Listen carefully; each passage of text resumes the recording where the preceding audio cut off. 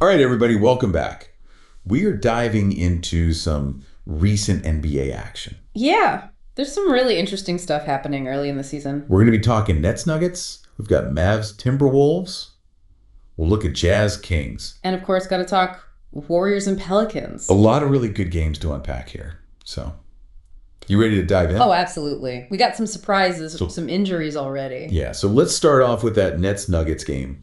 The Nets, they barely got by Toronto, right? Went into overtime. Yeah.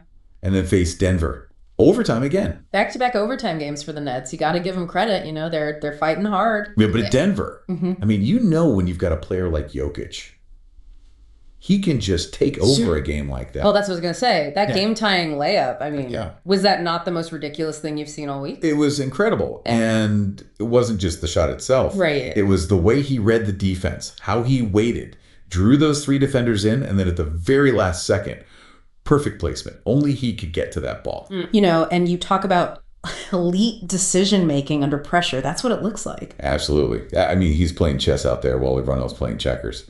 But I do want to talk about the Nets for a second because obviously they lost in overtime. Right. But that final play, leaving Christian Braun wide open for three, that has got to be haunting them. Oh, yeah. I mean, you look at the film and it's just a momentary lapse. But that's what happens when you go up against a team like Denver. They've got so many weapons you cannot afford even a second. Yeah. You know, of just being a little bit off. Every rotation, every closeout, it's got to be perfect. And if it's not, guys like Braun are going to make you pay for it. Every possession matters. Yeah. Now, how about that Mavs-Timberwolves rematch? Not quite the Western Conference Finals, but still had that intensity. You could feel it. Oh, yeah. Back and forth, scoring runs, turnovers. I mean, the Timberwolves even got up by like 10 points there in the second quarter. Right. And you got to remember, they were missing some key players, too. But you wouldn't have known it. That run they went on, it was all about ball movement, guys cutting to the basket with purpose. I mean, Naz Reid was unstoppable down low. And then on the other end, Jaden McDaniels was just a lockdown defender.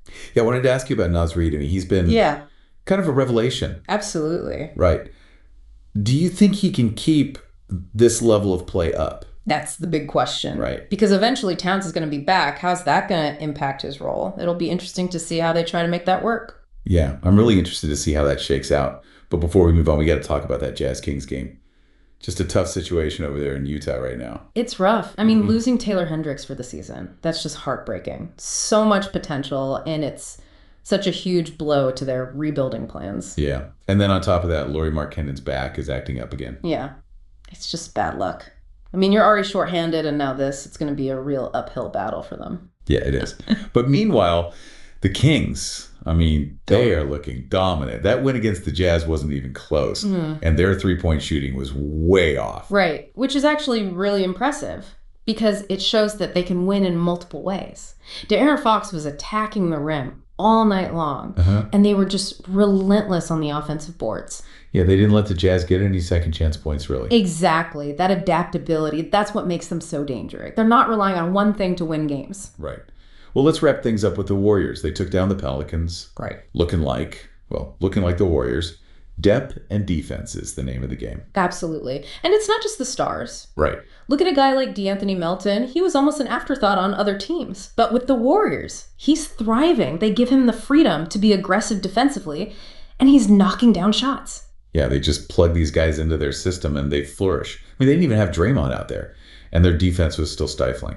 It's a masterclass in team defense. They're all on the same page. They rotate seamlessly, and they trust each other. That's what makes them so tough to score against. Yeah, they make it look easy, but it's anything but.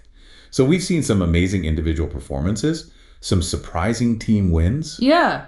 And unfortunately, some season-altering injuries. It's just a small sample size so far, but it feels like we're already seeing some potential contenders and maybe some pretenders. What do you think? Yeah, I'm with you. I think it's going to be a really interesting season. It makes you wonder, out of all these teams, which one is going to defy expectations the most? Yeah. Who's going to make that deep playoff run that nobody sees coming? I guess we'll just have to keep watching to find out. That's the beauty of it, right? You never know what's going to happen next. Well, thanks for the deep dive. I feel like I can coach a team now. Anytime. Always fun talking hoops. All right, everybody. Thanks for listening, and we'll catch you next time.